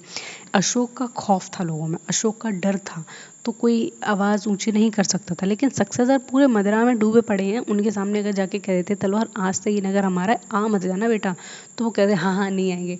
तो इस तरीके से धीरे धीरे धीरे धीरे उनके हाथ से पूरा राजपाट जाने लगा उनके सक्सेसर के हाथ में, और यहीं से शुरू हो गया मौर्यंस का पतन, ठीक है। तो उनके सक्सेसर के नाम क्या हैं, दशरथ नाम है, नाम देखो बढ़िया और काम देखो इनके, दशरथ हैं, संप्रीति हैं, ये सारे लोग हुए उनके सक्सेसर, और उन्होंने इनका पूरा एम्पायर डुबो दिया, पानी में डुबो दिया एकदम पूरी तरीके से। And the provinces broke away, Shunga and Kanvas rose. तो जो प्रोविंसेस थे, जो छोटे छोटे राज्य बनाए थे उन्होंने अपने ही देश के अंदर, वो एक दूसरे से टूट गई, क्योंकि उन्हें भी गवर्नर्स को भी मौका मिल गया राजा बनने का, क्योंकि जो सबसे मुख्य राजा था वो तो इस दुनिया से चला गया, और जो छोटे मोटे राजा हैं वो तो आपस में लड़ते मरते रहते हैं, वो तो ध्यान ही नहीं दे रहे एडमिनिस्ट्रेशन की ओर, उन्हें तो पता ही नहीं है कि हमें टैक्स कितना वसूलना है, कितना आना है। तो वो लोग भी एक घपलाबाजी करने लगे, उन्होंने भी अपनी आर्मी बना ली, और उन्होंने भी अपने आप को कह दिया आज से हम इंडिपेंडेंट है, हमारा कोई मतलब नहीं है हमारा मॉडर्न रूलर से। अशोक जी नहीं रहे, हम भी, हमें नहीं पता कि उसके बाद उनके बेटे कौन थे, उनके बाप कौन थे। तो इस तरीके की चीज़ें हमें देखने को मिलती हैं। और यहीं से क्या हुआ, जो नए नए जो प्लेयर्स थे इस पूरे हिस्ट्री में, इस गेम में, वो भी आना शुरू हुए, जिसमें शुंग वंश के राजा आए, कण्व वंश के राजा आए। तो इन लोगों ने क्या किया, अपने अपने रीजन्स को इस्टेब्लिश कर लिया, ठीक है। जब कोई चीज़ आप नहीं उसको संभालोगे, देखोगे, तो कोई ना कोई तो उसको देखेगा, संभालेगा। तो इस तरीके की चीज़ें निकल कर आती हैं। And the last Mauryan king Brihadratha killed by his general Pushyamitra Sunga. और जो लास्ट मौर्यन किंग होता है, जो सबसे आखिरी बचता है मुन्ना बेटा मौर्यंस का, उसको मार देता है कौन, बृहद्रथ, उसकी हत्या कर देता है हराम को, बृहद्रथ उसे मार देता है। नहीं, बृहद्रथ मौर्यन किंग है। हाँ, बृहद्रथ है, वो मौर्यन किंग है लास्ट, उसको पुष्यमित्र शुंग मार देता है और इस तरीके से शुरू होती है शुंग वंश की डायनेस्टी। अभी हम किसकी डायनेस्टी पढ़ रहे हैं? मौर्य की डायनेस्टी पढ़ रहे हैं। लेकिन मौर्य का आखिरी बेटा कौन रहा? बृहद्रथ रहा। बृहद्रथ को किसने मारा? पुष्यमित्र शुंग ने मारा। फिर क्या बनी? शुंग डायनेस्टी बनी। समझ में आया? जैसे घनानंद को चंद्रगुप्त मौर्य ने बनाया तो मौर्य डायनेस्टी बन गई। उसी तरीके बृहद्रथ मौर्य को कौन मारेगा? पुष्यमित्र शुंग मारेगा और फिर क्या बन जाएगा? शुंग डायनेस्टी बन जाएगी। तो यहाँ तक सारी चीज़ें समझ में आ गई कि डिक्लाइन किस तरीके से हुआ मौर्यंस का। ठीक है, सो आई होप यहाँ तक सारी चीज़ें आपको वेल एंड क्लियर होंगी, कोई डाउट नहीं होगा। ठीक है, और अगर आपको कोई डाउट है इससे रिलेटेड देन मेक श्योर कि आप उसको कमेंट सेक्शन में ज़रूर लिखें ताकि मैं उसका आंसर आपको दे सकूं। ठीक है, आगे बढ़ते हैं हम मॉडर्न एडमिनिस्ट्रेशन को समझें कि मॉडर्न एडमिनिस्ट्रेशन किस तरीके से था, क्या चीज़ें थी। Highly centralise and bureaucratic. देखो, बहुत ज़्यादा सेंट्रलाइज था। किसके टाइम पीरियड की बात करें हम? ये तीन जो बहुत ज़्यादा इंपॉर्टेंट रूलर्स हुए उनकी बात कर रहे हैं। चंद्रगुप्त मौर्य के टाइम की बात कर रहे हैं, बिंदुसार के रूल की बात कर रहे हैं और अशोकन के टाइम की बात कर रहे हैं। तो बहुत ज़्यादा सेंट्रलाइज था, मतलब इतना खौफ था गवर्नर्स में या फिर जो हम दूर दूर तक भेजते थे, ये ब्यूरोक्रेट्स को अमात्य कहते थे, उनके अंदर इतना खौफ था कि उन्हें पता था कि अशोक को पता लगा तो हमारी गर्दन कट जाएगी, इसलिए वो चीटिंग का, उन्हें धोखा देने का, ये सारी चीज़ें सोचते ही नहीं थे। ठीक है, and the supreme authority was king. Supreme authority कौन होता था? राजा होता था। राजा के ऊपर कुछ नहीं होता था। ठीक है, जो राजा ने कह दिया वही पत्थर की लकीर है और सारे लोगों को वही सारी चीज़ें माननी होंगी। तो इस तरीके की चीज़ें हमें देखने को मिलती हैं। एंड अर्थशास्त्र बाय कौटिल्य गिव्स डिटेल, और इन सारी चीज़ों की डिटेल हमें कौन देता है? अर्थशास्त्र देता है। ठीक है, ये जो अर्थशास्त्र है ये किताब है, किसने लिखी है? ये कौटिल्य। कौटिल्य का ही नाम चाणक्य है। ठीक है, तो कंफ्यूज मत हो जाना। तो इन्होंने ये बुक लिखी है जिसमें उन्होंने पॉलिटी और एडमिनिस्ट्रेशन के बारे में बताया है कि मॉरियंस की पॉलिटी क्या थी, उनकी पॉलिसी भी क्या थी और उनका एडमिनिस्ट्रेशन किस तरीके से था, किस तरीके से प्रोविंसेस में डिवीजन था, ब्यूरोक्रेटिक स्ट्रक्चर था। तो उन सब की डिटेल हमें कौटिल्य के अर्थशास्त्र से मिलती है। तो इंपॉर्टेंट सोर्स में अगर आपसे पूछ लें तो कौटिल्य का अर्थशास्त्र है। ठीक है, मंत्री परिषद like council of minister assisted the king. तो राजा अकेला तो रूल करता नहीं था, उसकी एक पूरी परिषद होती थी जिसमें इंपॉर्टेंट मंत्री होते थे। ठीक है, वो उसको एडमिनिस्ट्रेशन करने में हेल्प किया करते थे हर तरीके से। And the empire divided into provinces, और जो एम्पायर था वो प्रोविंसेस में बटा था जिसको जनपद कहते हैं। अब प्रोविंसेस और जनपद क्या होते हैं तो थोड़ा यहाँ समझ लेते हैं। ये हमने इंडिया बना लिया। ठीक है, बेकार बनाया बट डोंट वरी, मुझे मेरी ड्राइंग थोड़ी सी ख़राब है। ठीक है, ओ वाह, ये तो सेम ही बन गया। हाँ तो देखो, इस पूरे इंडिया पे कौन रूल कर रहा है? अशोक रूल कर रहा है। ठीक है, मैं ऐसे डोनेट कर दे रही हूँ छोटे छोटे उसमें। तो अशोक ने क्या किया? एक अपना प्रोविंस ये बना दिया, एक प्रोविंस अपना ये बना दिया, एक प्रोविंस उन्होंने ये बना दिया और यहाँ बना दिया और यहाँ बना दिया। अशोक यहाँ बैठे हुए हैं। ठीक है, उनके मंत्री वगैरह यहाँ इस सर्कल में। क्या अशोक यहाँ पर देख सकते हैं कि यहाँ की प्रॉब्लम्स क्या हैं, यहाँ के लोगों को कोई दिक्कतें हैं कि नहीं है, यहाँ सूखा वूखा तो नहीं पड़ रहा है? क्या आपको लगता है वो यहाँ से यहाँ देख सकते हैं? बिल्कुल नहीं देख सकते हैं। तो ये जो जिन रीजन्स को जीत लिया करते थे, चाहे ये जीत लिया चाहे ये जीत लिया, तो अपना सबसे ट्रस्टेड जो मिनिस्टर होता था उसको यहाँ का गवर्नर बना दिया करते थे। गवर्नर भी उसी तरीके से काम करता था जिस तरीके से राजा अपने राज्य में करता है, लेकिन गवर्नर हमेशा राजा के नीचे आते थे। तो इस तरीके से उन्होंने अलग अलग गवर्नर्स बिठाए हुए थे सारे प्रोविंसेस में, जो करते थे राजा के बिहाफ पर वहाँ रूल किया करते थे। ठीक है, और ये जो गवर्नर्स होते थे वो ज़्यादातर क्या होते थे? प्रिंसेस होते थे, ऑफिशियल प्रिंसेस। अब प्रिंसेस का मतलब होता है राजकुमार। अब राजकुमार कैसे होते हैं? मान लो अशोक है, अशोक के ताऊ के बेटे वो राजकुमार हो गए, अशोक के मौसी के बेटे वो राजकुमार हो गए, अशोक के बुआ के बच्चे वो राजकुमार। तो ये राजकुमार को ही अलग अलग प्रांतों में एज गवर्नर बना के भेजा जाता था इनके टाइम में। एंड ऑफिशियल्स देखो इनको कौन कौन से इनके महत्वपूर्ण ऑफिस हैं वो हम पढ़ेंगे। ठीक है, इसमें अमात्य है, अमात्य कहते हैं ब्यूरोक्रेट्स को। ठीक है, जो आज के डीएम एसडीएम वगैरह ये सब ब्यूरोक्रेट्स तो जाते हैं, आईआरएस वगैरह। तो ये क्या है, अमात्य कहते थे उस टाइम उन्हें, धम्म महामात्य, ये धम्म महामात्य कहते हैं एनफोर्स्ड अशोका धम्म। जो लोग अशोक की जो धम्म नीति थी उसको जब राज्य में फैलाते थे, राज्य में लोगों को बताते थे, तो उन सारे मंत्रियों को क्या बोलते थे, धम्म महामात्र। ठीक है, ये चीज़ें भी आपको पता होनी चाहिए। तीसरा है समहर्ता। समहर्ता कहते हैं रेवेन्यू ऑफिसर को, जो रेवेन्यू कलेक्ट करता था अशोक के टाइम में, उसको समहर्ता कहते थे। और सेनापति किसे कहते हैं, मिलिट्री चीफ को कहते हैं। ठीक है, ये सारी चीज़ें आपको याद रहेंगी, वेरी गुड, याद भी रहनी चाहिए। देन हम देख लेते हैं इकोनॉमी के बारे में कि इनका इकोनॉमिक स्ट्रक्चर कैसा था, किस तरीके से लोग सरवाइव कर रहे थे, नगर में लोग खुश थे भी या नहीं थे, ट्रेड कर रहे थे नहीं कर रहे थे, क्या प्रोड्यूस कर रहे थे। Agriculture was backbone. देखो एग्रीकल्चर इनका बैकबोन था इकोनॉमी का। ठीक है, सबसे ज़्यादा इनके टाइम में एग्रीकल्चर होता था। फर्टाइल लैंड में पूरा बसा हुआ था मगध। मगध जब जनपद की हम बात करते हैं लेटर वैदिक पीरियड में, then still Magadha agriculturally fulfil था, बहुत प्रॉमिस्ड था।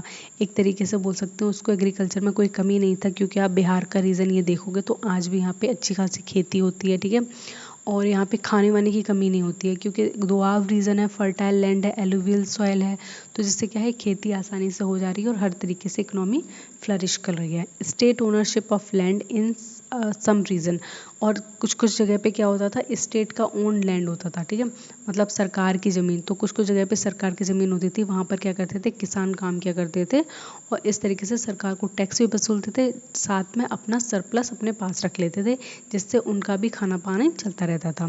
तो देखो लैंड टैक्स क्या लगता है, टैक्स तो लेगी ना सरकार कोई काम कराने के लिए, तो 1/6 ऑफ प्रोड्यूस, 1/6 ले लेती प्रोड्यूस का। ठीक है, जो भी प्रोड्यूस हो रहा है उनके खेतों वेतों में, उनमें से 1/6 अपना हाफ हिस्सा ले लेती थी।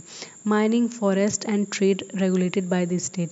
देखो माइनिंग हो रही है उनके राज्य में, ठीक है, फॉरेस्ट हो रहा है, फॉरेस्ट हो गया, चाहे ट्रेड हो रहा है, ये सब कौन रेगुलेट करता था, सरकार रेगुलेट करती थी। ठीक है, क्योंकि सरकार को फिर इन लोगों से टैक्स भी वसूलना है। तो जो टैक्स का कॉन्सेप्ट आप आज देखते हो, जीएसटी लेते हैं कि हमें रेस्टोरेंट में खाना खाने पे भी टैक्स लेते हैं, ये टैक्स देखो एंशिएंट इंडिया से ही हमारा डेवलप हो गया है। एंशिएंट इंडिया से ही शुरू हो गया था कि हम तुम्हें सर्विस देंगे तो उसके बदले में आपको हमें टैक्स देना पड़ेगा। इन कैश हो सकता है, इन सर्विस हो सकता है, इन प्रोड्यूस हो सकता है। ठीक है, जब सिक्के नहीं चलते थे तब लोग क्या करते, बार्टर सिस्टम करते थे, या फिर सरकार उनसे प्रोड्यूस ले लिया करती थी। लेकिन जब कॉइन चलने लगे तो सरकार कैश लेना शुरू हो गई। And the punch marked coin use, और देखो इस टाइम जो अशोक के टाइम में पंच मार्क्ड कॉइन यूज़ होते थे इस तरीके के। ठीक है, ये सिक्के हैं, हंसना मत, ये सिक्के ही हैं। ठीक है, ये सारे क्या हैं, पंच मार्क्ड कॉइन है, ये सिक्के की फॉर्म में यूज़ होते थे। ठीक है, an extensive trade with Greeks, और हमें देखने को मिलता है कि यहाँ पर इस ड्यूरेशन में बहुत बड़ा और बहुत ही ज़्यादा शानदार तरीके से हमारा ट्रेड होता था, किसके साथ, ग्रीक के साथ। ठीक है, जो ग्रीक लोग थे, यहाँ से सेल्यूकस निकेटर के बारे में आपने पढ़ लिया। ठीक है, central Asia and south east Asia, तो ये पूरे रीजन से हमारे बड़े अच्छे खासे इस्टेब्लिश थे क्या, ट्रेड रिलेशन। ठीक है, ये चीज़ भी आपको अच्छे से याद रखनी है। सोसाइटी एंड रिलीजन के बारे में पढ़ेंगे कि उस टाइम की सोसाइटी कैसी थी और धर्म क्या कहता था। वर्ण सिस्टम एग्जिस्टेड बट फ्लेक्सिबल, वर्ण सिस्टम था। वर्ण सिस्टम आप जानते हो हिंदू धर्म में किस तरीके से 4 वर्णों में बांटा गया है, जिसमें सबसे ऊपर ब्राह्मण्स हैं, फिर उसके बाद क्षत्रिय हैं, फिर हैं कौन, वैश्य हैं, और लास्ट में कौन है, शूद्र हैं। शूद्र की कंडीशन बहुत बेकार होती थी, क्योंकि उन्हें ये माना जाता था कि वो अपने ऊपर जो 4 वर्ण हैं उनको सर्व करने के लिए ही उनका जन्म हुआ है। ठीक है, तो वर्ण सिस्टम इनके टाइम में कैसा था, लेकिन बहुत ज़्यादा ऐसा नहीं था कि रिजिड है, बहुत बहुत ज़्यादा कठोर नहीं है, फ्लेक्सिबल था। ठीक है, फ्लेक्सिबिलिटी थी इनमें। Jainism and Buddhism gain prominence, लेकिन जैनिज्म और बुद्धिज्म ने क्या किया, इस टाइम में बहुत ज़्यादा प्रोमिनेंस इस्टेब्लिश कर ली। आप अगर जब ब्राह्मण्स के बारे में पढ़ते हो, आप अगर हिंदू धर्म के बारे में पढ़ते हो वैदिक पीरियड में, लेटर वैदिक पीरियड में, तो ये इतना खर्चीला सा हो गया था ये धर्म, मतलब आपसे इतने सेक्रीफाइसेस करवा रहा है। सेक्रीफाइसेस का मतलब होता है एक तरीके से रिचुअल्स करवा रहा है कि आप ये विधि करो, वो विधि करो, तो बहुत ज़्यादा हर कोई इसको फॉलो नहीं कर पा रहा है। तो इसका एक अल्टरनेट होना चाहिए, जब आप मुश्किल चीज़ नहीं कर पाते हो तो आप शॉर्टकट देख लेते हो कि भाई हमारा भी काम हो जाए और हमें ज़्यादा तकलीफ भी ना हो। तो इस तरीके से लोगों को एक अल्टरनेट मिल गया जैनिज़्म और बुद्धिज़्म के तौर पे। तो लोग लोग भारी संख्या में इन सब चीज़ों की तरफ कन्वर्ट हो रहे थे, खास करके जो निचले जात के लोग थे।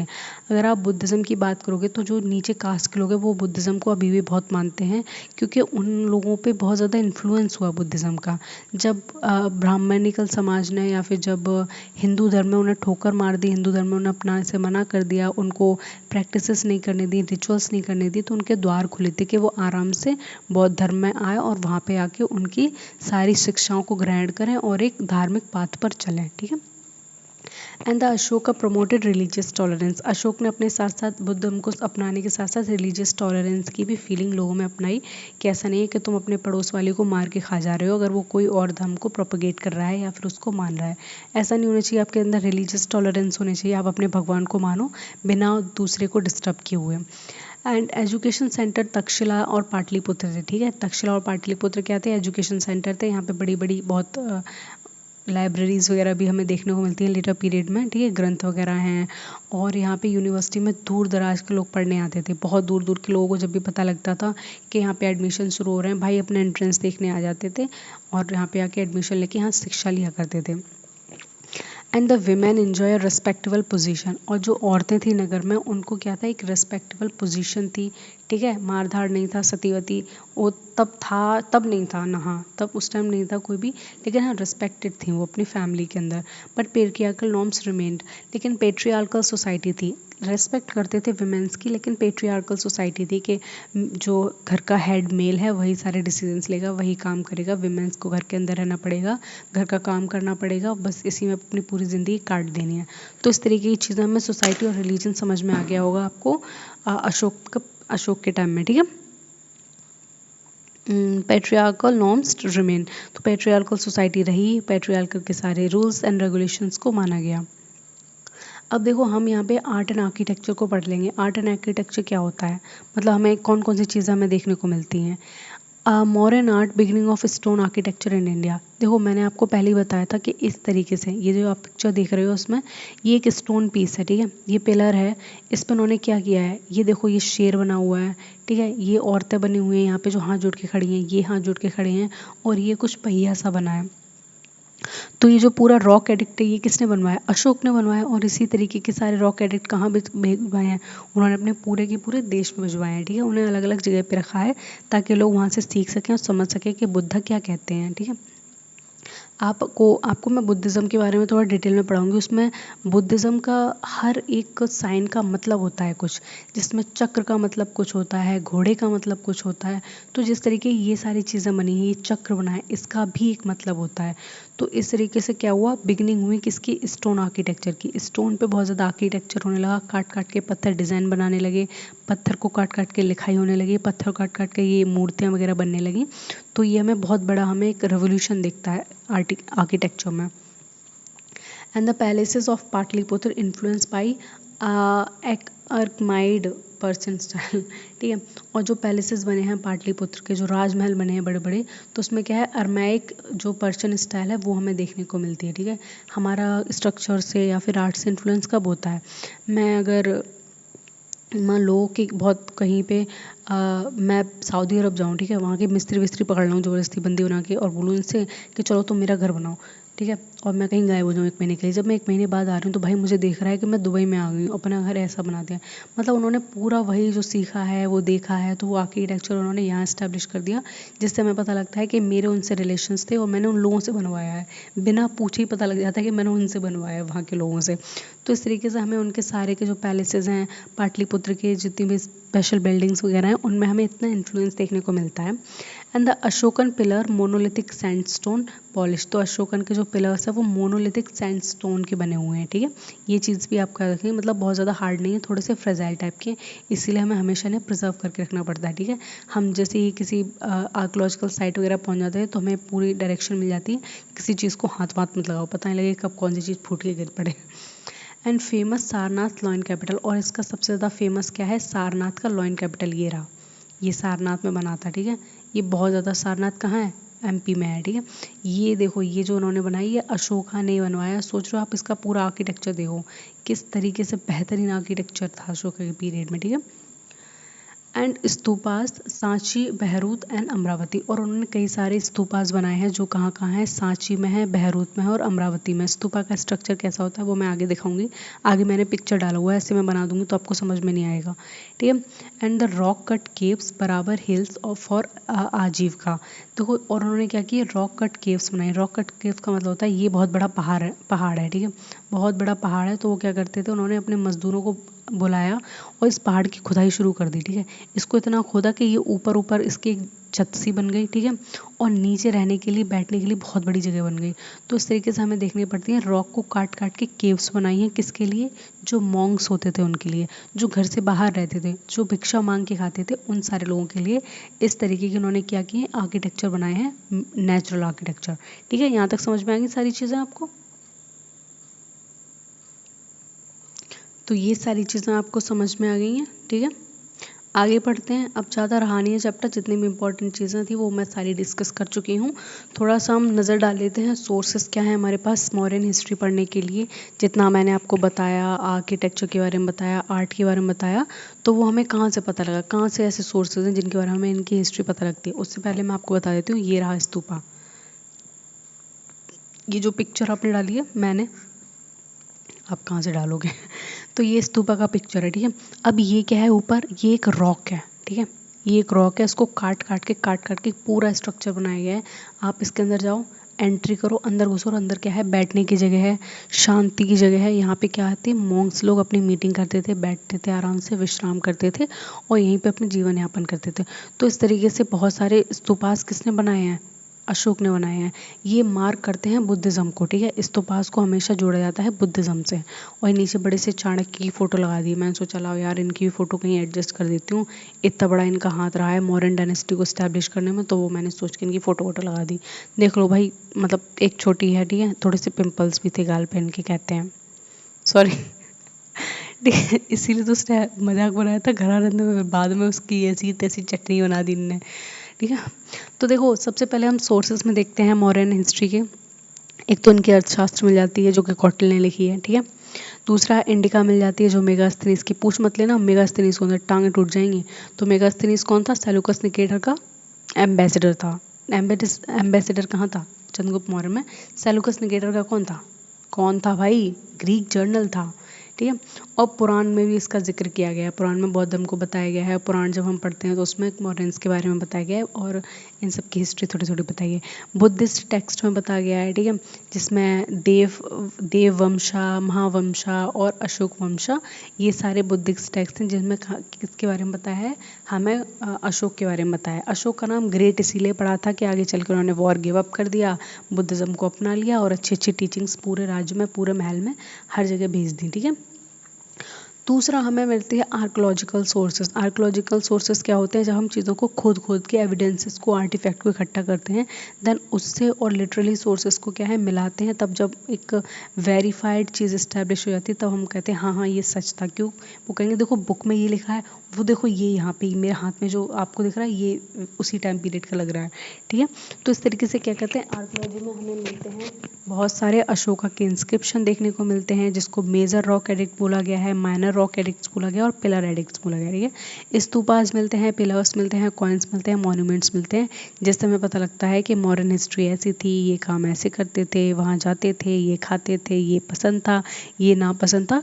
तो ये सारी चीज़ें हमें कहाँ से मिलते हैं, आर्कोलॉजिकल सोर्सेज से एंड लिटरेरी सोर्सेज से, ठीक है। नेक्स्ट यहाँ पे हम इम्पोर्टेंट देखेंगे significance of modern empire. Modern empire का क्या सिग्निफिकेंस रहा है, क्या महत्वता रही है। First empire covering almost entire Indian subcontinent. ये पहला ऐसा एम्पायर था जिसने क्या किया था, पूरे इंडियन सब कॉन्टिनेंट को अपने अंडर कंट्रोल लिया था, ठीक है। सब कॉन्टिनेंट क्यों बोलते हैं, कॉन्टिनेंट बड़ा होता है, लेकिन इंडिया उस टाइम इतना बड़ा था कि उसको सब कॉन्टिनेंट बोलते थे, क्योंकि पहले ये म्यांमार नहीं था, बांग्लादेश नहीं था, अफगानिस्तान, ये सब पता है देश तो अभी जाके बने हैं धीरे धीरे, पहले ये सब चीज़ें नहीं थी। पहले बस ये था कि पहाड़ के पीछे का रीजन जीत लिया तो वो चक्रवर्ती राजा बन गया, महान राजा बन गया, मतलब पहाड़ के पीछे दुनिया जीत ली उसने, इस तरह की बातें होती थी। तो हम इसको सब कॉन्टिनेंट नाम देते हैं, किसको, इंडिया को। And the model of centralise administration, उन्होंने एक मॉडल बनाया सेंट्रलाइज एडमिनिस्ट्रेशन का, जहाँ मगध से वो मगध से चाबी घुमाते थे और बस पूरे देश में क्या होता था, उनका ही नाम बसता था, उनकी बोलबाला, और उनके ही सारे काम को स्टैब्लिश किया जाता था।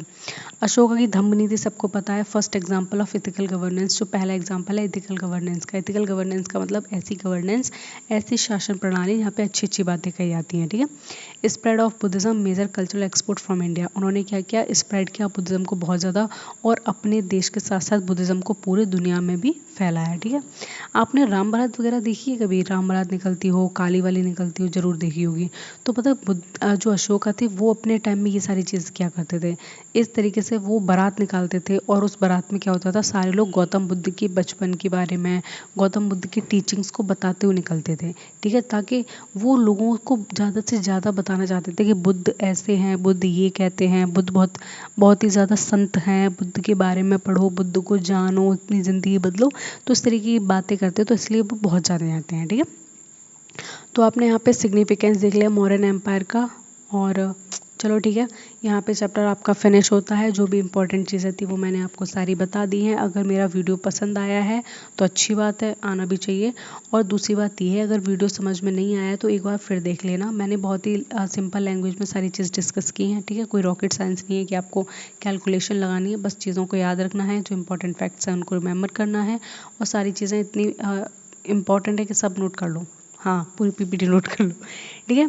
तो ठीक है, अपना ख्याल रखना, जा रही हूँ मैं, और मेरे चैनल को सब्सक्राइब कर लेना, और नेक्स्ट वीडियो आपको किस टॉपिक पे चाहिए ये मुझे ज़रूर बता देना कमेंट सेक्शन में, ठीक है। तब तक के लिए बाय बाय, गुड नाइट।